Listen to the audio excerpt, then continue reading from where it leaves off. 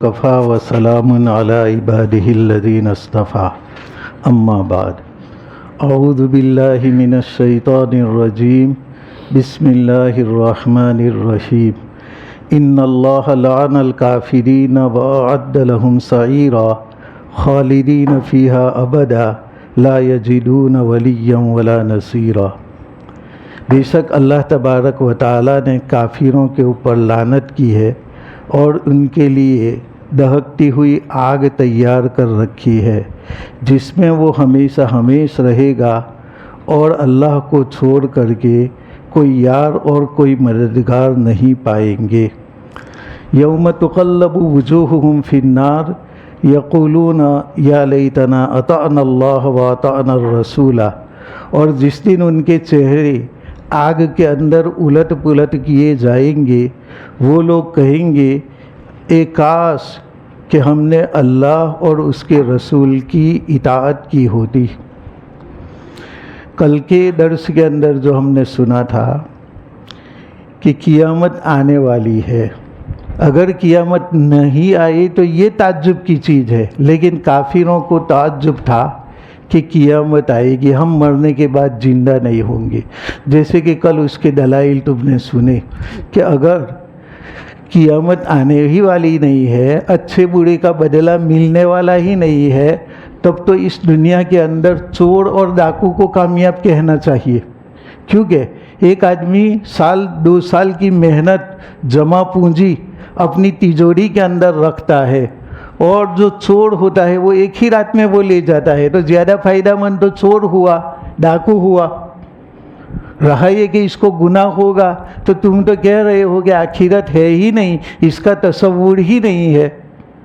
ہاں کوئی اتنا کہہ سکتا ہے کہ ان کو سزا ہوگی حکومت کی جانب سے، تو ایک تو 1000 چوروں میں سے 5-10 پکڑے جاتے ہیں، ورنہ بقیہ تو سب چھوٹ جاتے ہیں، پکڑے ہی نہیں جاتے۔ جو بے وقوفی کرتا ہو وہی چور پکڑا جائے گا، شاطر چور کبھی پکڑا نہیں جائے گا، اور اگر پکڑا بھی گیا تو کچھ رشوت وغیرہ دے کر کے وہ چھوٹ جائے گا، اور کسی کو سزا ہوئی تو بھی معمولی سزا ہوتی ہے۔ اس لیے اب چوری وغیرہ سے روکنے والی چیز آخرت کا تصور ہے کہ میں کوئی بھی گناہ کروں گا تو مجھے اللہ کے وہاں جواب دینا ہے۔ یہ تصور جس قوم کے اندر ہوگا وہ چوری سے بچے گی، وہ زنا سے بچے گی، وہ کسی پر ظلم کرنے سے بچے گی۔ اللہ تبارک و تعالی ان لوگوں کو بتلا رہے ہیں کہ ان کے اوپر اللہ کی لعنت ہے۔ لعنت یعنی اللہ کی رحمت سے دوری۔ تو جو آخرت کا عقیدہ نہیں رکھتے، تصور نہیں رکھتے، اور ان ہی الا حیاتنا الدنیا کہ یہی دنیاوی زندگی ہے، نموت و نحیا، ہم نے دنیا میں زندگی گزاری اور اس کے بعد مر جائیں گے، وما نحن بمبعوثین، ہم دوسری مرتبہ اٹھائے جانے والے نہیں ہیں۔ تو جن لوگوں کا یہ تصور ہے، اللہ کی ان کے اوپر لعنت بھی ہے، اور آتش سوزا یعنی بھڑکتی ہوئی آگ ان کے لیے تیار کر رکھی ہے۔ خالدین فیہا ابدا، اور اس آخرت کے اندر جو عذاب ہوگا اس میں ایسا نہیں ہے کہ 1-2 سال، 100، 1000، لاکھ، کروڑ سال، بلکہ کوئی گنتی ہی نہیں، ابد الآباد تک یہ دوزخ کے اندر رہیں گے۔ جو کافر لوگ ہیں وہ، مسلمان گنہگار ہوں گے تو کچھ سزا پانے کے بعد ان کو جنت میں داخل کیا جائے گا، لیکن جو کافر ہوں گے ان کے لیے ہمیشہ ہمیشہ کی جہنم ہوگی جب حساب کتاب ہو جائے گا۔ اور جو مومن بھی دوزخ میں ہوں گے، ان کو سفارش کے ذریعہ اور کسی نبی کی سفارش سے یا کسی ولی کی سفارش سے یا کوئی اور اچھے کام کی وجہ سے اگر دوزخ میں ہوگا اس کو نکال دیا جائے گا۔ اب جہنم کے دروازے بند کر دیے جائیں گے اور ایک مینڈھے کی شکل میں ذبح کر دیا جائے گا، وہ موت ہوگی، اور کہا جائے گا خلود لا موت کہ دوزخ والو تم سن لو، اب ہمیشہ ہمیشہ تمہیں دوزخ ہی کے اندر رہنا ہے، اب موت نہیں ہوگی، کیونکہ موت کی شکل میں جو میدا ہے وہ ذبح ہو چکا، تو موت کو بھی موت آ گئی، لہذا اب کوئی دوسری موت آنے والی نہیں ہے۔ تو یہ کافر لوگ مایوس ہو جائیں گے۔ اگر ان کافروں کو یہ کہا جائے کہ دنیا میں جتنے کنکر ہیں ان کنکر کے برابر سال تم دوزخ کے اندر رہو گے اور بعد میں تم کو رہا کر دیا جائے گا، چھوڑ دیا جائے گا، تو کافر لوگ خوش ہو جائیں گے۔ حالانکہ دنیا کے کنکر کب ختم ہوں گے؟ ایک مسجد میں تم کنکر بھرو اور 1 سال میں ایک نکالو تو ہماری تو کئی پشتیں اس کے اندر چلی جائے گی، تو بھی وہ کنکر پورے نہیں ہوں گے۔ یہ تو دنیا کے کنکر جمع ہو جائے اور اس میں سے ایک سال میں ایک نکالا جائے، تو جب وہ کنکر ختم ہو جائیں گے تو تم کو دوزخ سے نکال دیا جائے گا، تو کافر لوگ خوش ہو جائیں گے کہ بھلے کتنے بھی کنکر ہو لیکن ایک محدود ہے، ایک نہ ایک دن وہ پورے تو ہو جائیں گے۔ اس کی بنا پر کافر لوگ خوش ہو جائیں گے۔ ادھر مومن کو بھی کہا جائے گا خلود لا موت، کہ تمہیں ہمیشہ ہمیشہ جنت میں رہنا ہے، اب تمہارے لیے موت نہیں ہے۔ ان مومنوں سے اگر کہا جائے کہ دنیا میں جتنے کنکر ہے اتنے سال کی مقدار تمہیں جنت میں رہنا ہے، بعد میں تم نکال دیے جاؤ گے، تو یہ جنتی مایوس ہو جائیں گے، کیونکہ وہ کہیں گے کہ بھلے کنکر کتنی ہی مدت کے بعد ختم ہو لیکن ایک دن ختم تو ہو جائیں گے اور ہمیں جنت سے نکلنا ہوگا۔ لیکن اللہ تبارک و تعالیٰ کے وہاں یہی فیصلہ ہوگا کہ جنتیوں کو بھی خلود اور جہنمیوں سے بھی خلود، کہ اب ہمیشہ ہمیشہ کافر لوگ جہنم میں رہیں گے۔ اللہ تبارک و تعالیٰ ہماری اس سے حفاظت فرمائے۔ یوم تقلب وجوہہم فی النار، دوزخ کے اندر چہروں کو الٹایا جائے گا، پلٹایا جائے گا۔ جیسے گوشت کو، کباب کو بنانے کے لیے باورچی کبھی ادھر پلٹتا ہے گوشت کو، کبھی ادھر پلٹتا ہے گوشت کو، تاکہ برابر پک کر کے تیار ہو جائے۔ وہاں دوزخ کے اندر چہرے ان کے کبھی ادھر پلٹے جائیں گے اور کبھی ادھر پلٹے جائیں گے۔ کبھی فرشتہ کھینچے گا تو اس کروٹ کے اوپر کھینچیں گا، کبھی فرشتہ کھینچے گا تو اس کروٹ پر، تو ان کے یہ چہرے ادھر سے اور ادھر سے پلٹائے جائیں گے۔ یہ بہت ہی خطرناک طریقہ ہے آگ سے عذاب دینے کا۔ اس دن وہ کہیں گے کاش ہم اللہ کی اطاعت کرتے اور رسول کی اطاعت کرتے۔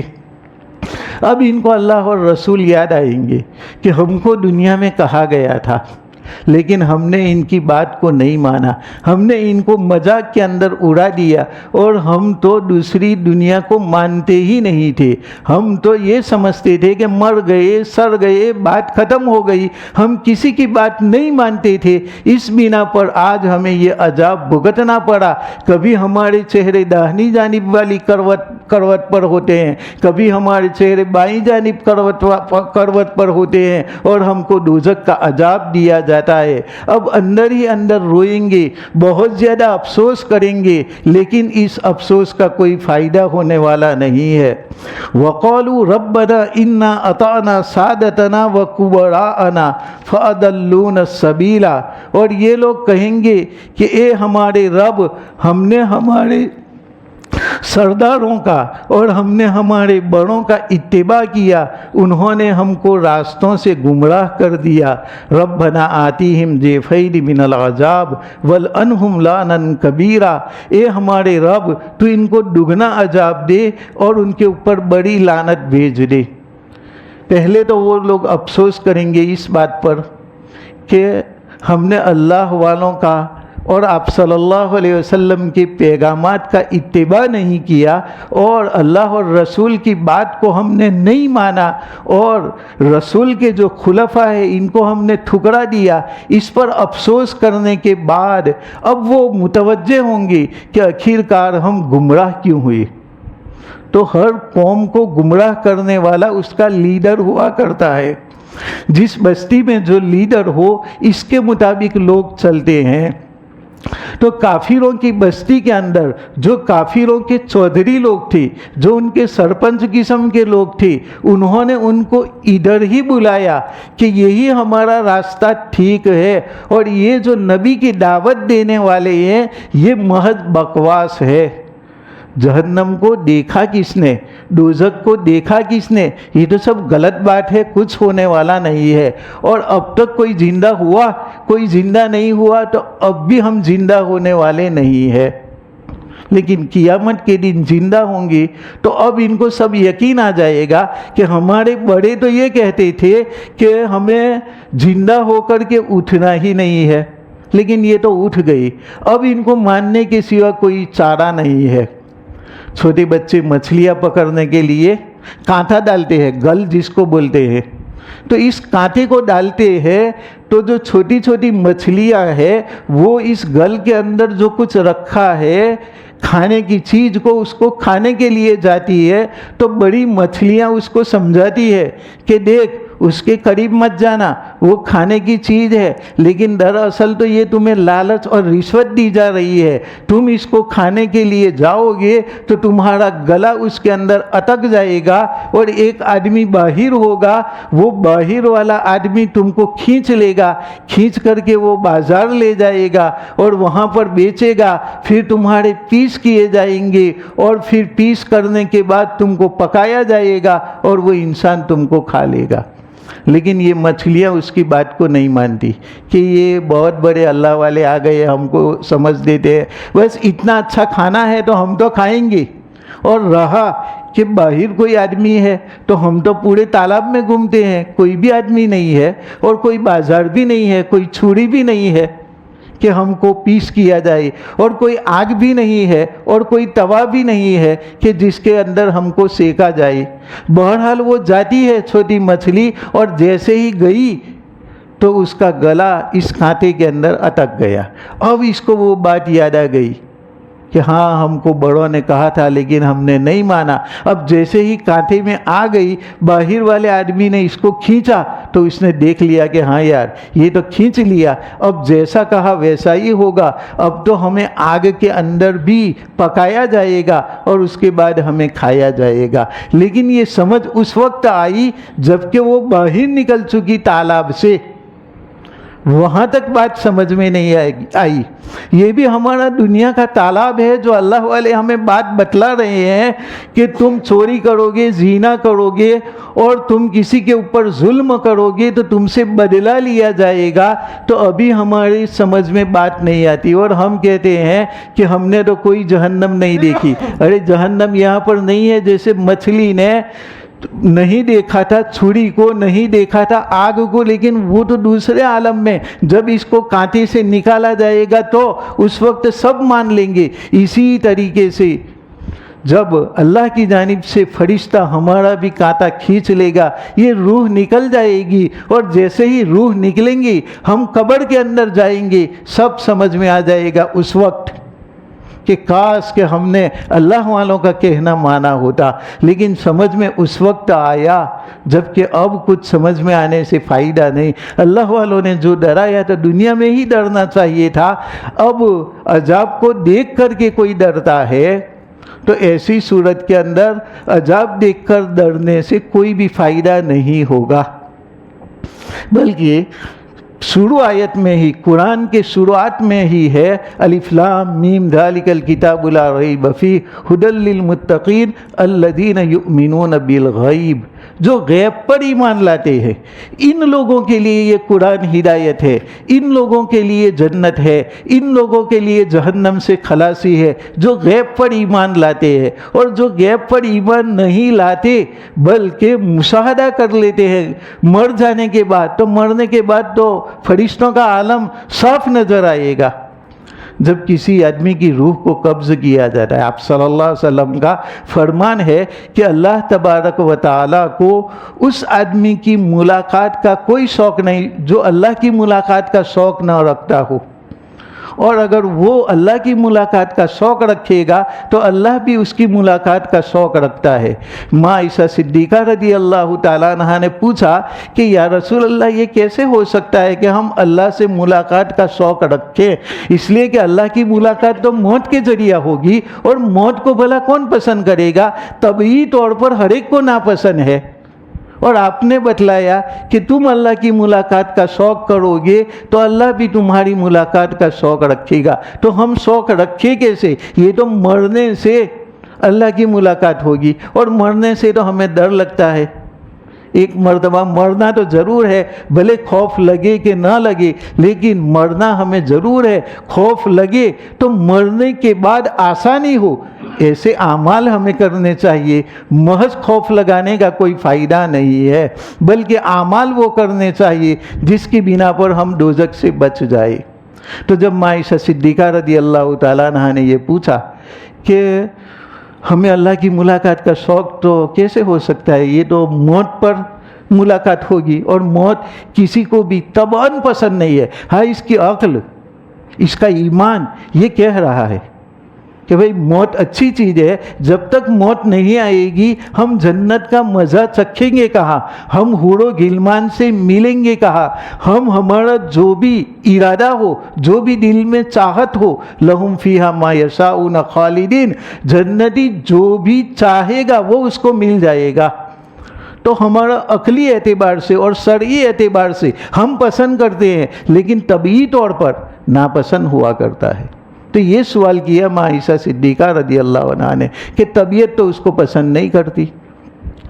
تو آپ صلی اللہ علیہ وسلم نے فرمایا کہ عائشہ یہ بات نہیں ہے، بلکہ جب آدمی کی موت قریب ہو جاتی ہے اور وہ سکرات کے عالم کے اندر چلا جاتا ہے تو اس کے سامنے اگر وہ نیک بندہ ہو تو اس کے سامنے جنت اور اس کی نعمتیں، حور و غلمان، یہ سب کچھ اس کو نظر آئے گا، اور وہ چاہ رہا ہوگا کہ میں اللہ کی جانب چلا جاؤں۔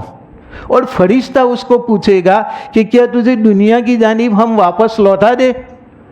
تو وہ کہے گا مرنے والا کہ اس دنیا میں کیا کروں گا، یہ تو غموں کا گھر ہے، بہت ہی زیادہ مصائب اور تکالیف ہے، یہ جو نعمتیں ہیں مجھے تو وہاں پر جانا ہے، اللہ کے دربار میں جانا ہے۔ تو آپ صلی اللہ علیہ وسلم نے سمجھایا کہ مومن جب سکرات کے عالم میں ہوگا اس وقت موت کو پسند کرے گا۔ تو جب وہ موت کو پسند کرے گا کہ مجھے اللہ کے پاس جانا ہے تو اللہ بھی اس کی ملاقات کا شوق رکھتا ہے۔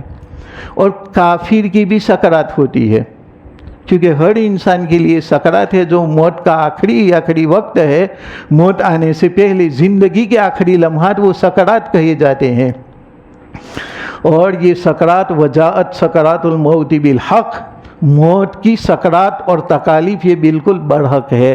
اس وقت کافر کو نظر آئے گا جہنم، دہکتی ہوئی آگ، سانپ، بچھو، اژدہے، تو وہ اس کو دیکھ کر کے ڈر جائے گا، اور وہ خود کہے گا کہ مجھے دنیا کی جانب لوٹا دو۔ اس کو آخرت کی جانب جانا نہیں ہے، کیونکہ آخرت کی جانب جائے گا تو وہاں تو سانپ بچھو وغیرہ، کیونکہ اس نے کوئی عمل تو کیا نہیں ہے، ایمان ہی نہیں لایا، تو ایسی صورت میں اب وہ جانا پسند نہیں کرے گا۔ تو اس کو اللہ کی ملاقات کا شوق نہیں، تو اللہ کو بھی اس کی ملاقات کا کوئی شوق نہیں ہے۔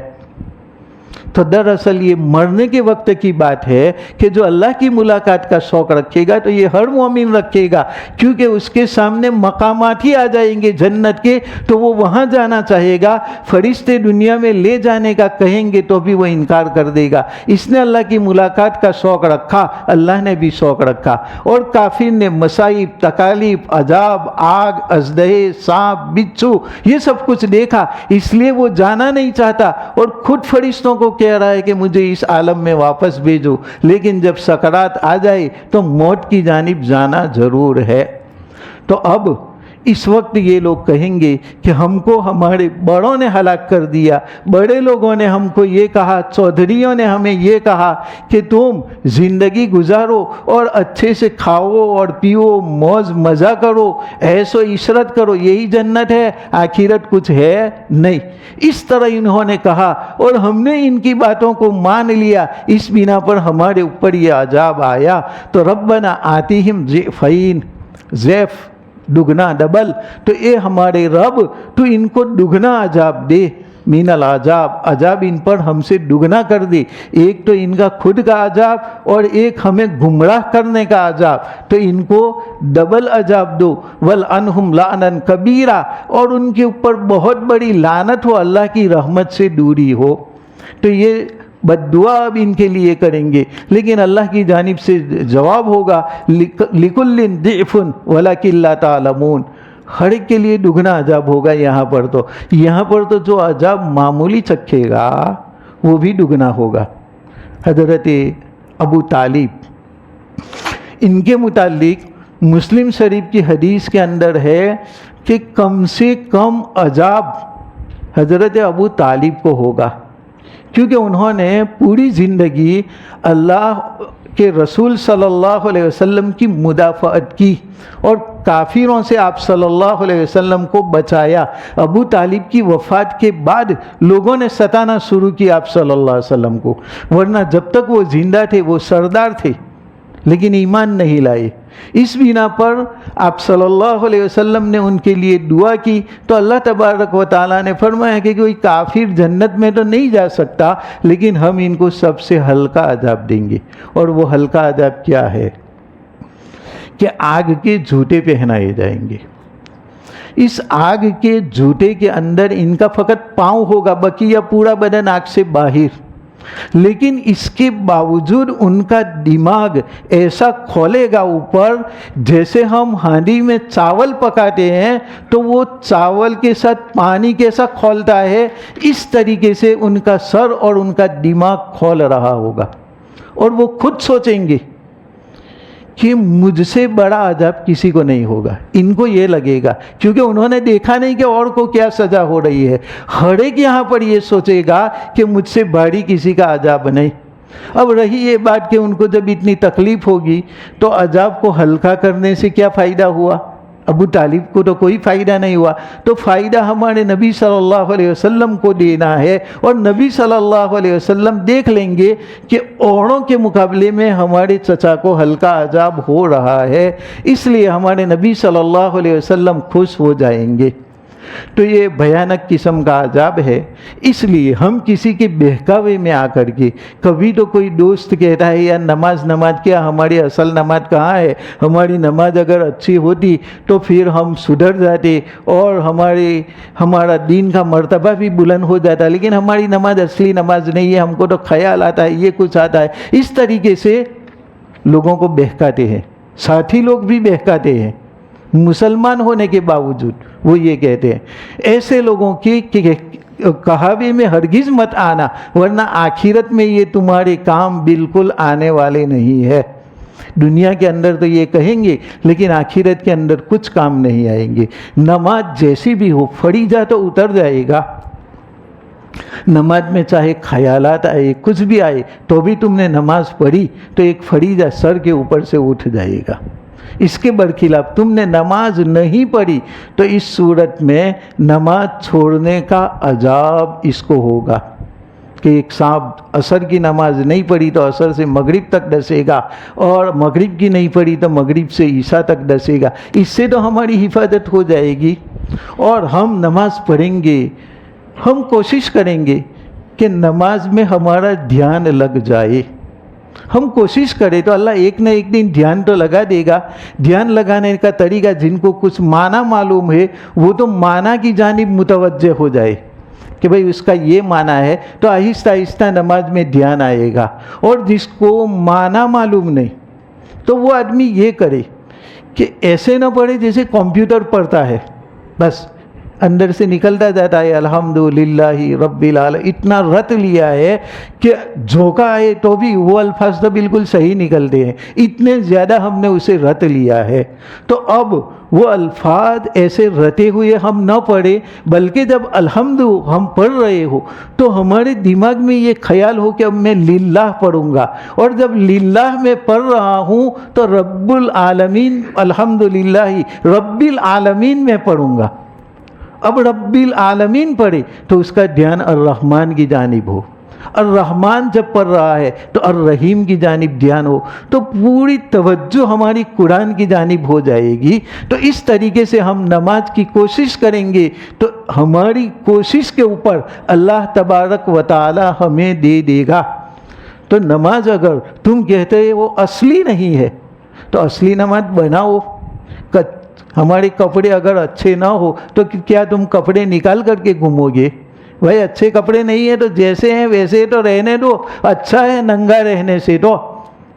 تو اب نماز جیسی ہے ویسی تو پڑھ لو، بالکل نہ پڑھنے سے تو بہت اچھی بات ہے۔ اور نماز کے اندر اگر ہمیں توجہ لگانا ہے تو اس طریقے سے سوچ سوچ کر کے کہ آگے کون سا لفظ آ رہا ہے اس کو اپنی توجہ سے پڑھے، یہ نہیں کہ کمپیوٹر کی طرح دھڑا دھڑ الفاظ نکل رہے ہیں اور ہمیں تو معلوم ہی نہیں ہے۔ آج کل ہم میں سے اکثر، میرا بھی یہ حال ہے، سب کا بھی یہ حال ہے۔ اللہ تبارک و تعالی ہمیں دھیان والی توجہ والی نماز نصیب فرمائے۔ اور یہاں پر جو کافر لوگ اپنے بڑوں کے لیے بد دعا کریں گے تو اس طریقے سے ہمیں بننے سے حفاظت فرمائے۔ ایک آدمی اپنے ساتھی کو یہ کہتا ہے کہ اصلی نماز نہیں ہے، وہ بھی اس زمرے میں داخل ہو جائے گا۔ ایک کافر نے جیسے روکا، ایک مومن بھی روک رہا ہے نماز سے۔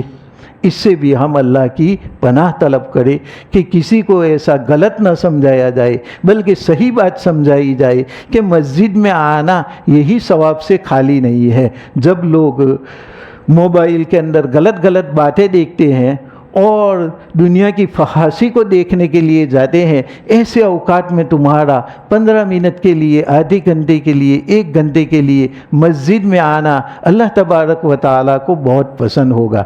فضائل اعمال کے اندر ایک روایت بیان کی ہے، اس کے اندر ہے کہ کوئی آدمی مسجد کے اندر مغرب سے پہلے چلا آئے اور اعتکاف کی نیت کر لے اور عشاء تک کسی سے بات چیت نہ کرے، بس تلاوت اور نماز، تو اللہ تعالیٰ جنت میں ایک محل بنائے گا۔ یہ تو فقط مغرب سے عشاء تک کا کرے تو، اور زیادہ ہم جو لوگ اعتکاف کرتے ہیں ان کے لیے تو 2 حج 2 عمروں کا ثواب ہے، جو پورا 10 دن کا اعتکاف کرتے ہیں، 2 حج اور 2 عمرے۔ اور اسی طریقے سے اس کے اور جہنم کے درمیان 3 کھائیاں، 3 کھندقیں ہوگی، اور ہر ایک کھندق کا فاصلہ اتنا ہوگا جتنا زمین و آسمان کے درمیان کا فاصلہ۔ لیکن جنہوں نے وہ اعتکاف سنت نہیں کیا، وہ اگر 1 دن کا نفل اعتکاف کر لے، سنت اعتکاف تو گیا، اب جو کرنا چاہتے ہیں وہ سنت، 1 دن ہم ساتھ رہے اور وہاں ان کو تلاوت وغیرہ کے اندر ہم ان کا ساتھ دیں۔ اور کوئی آدمی مغرب سے عشاء تک آ سکتا ہے تو اتنا جنت میں محل ملے گا۔ ظہر سے عصر تک کی نیت کرے اور اعتکاف والوں کے ساتھ، اگر اچھا قرآن تمہیں آتا ہے تو ان کو سکھاؤ، اور اچھا تم کو نہیں آتا ہے تو ان سے سیکھو، امام صاحب ہے ان سے تم سیکھو۔ اس طریقے سے ہم کریں گے تھوڑی دیر کا اعتکاف تو یہ ایک آسان بھی ہے اور ثواب کمانے کا ذریعہ بھی ہے، اس لیے کہ رمضان کے اندر ثواب بہت زیادہ ملتا ہے، 1 فرض 70 فرضوں کے برابر، اور نفل کا ثواب فرض کے برابر۔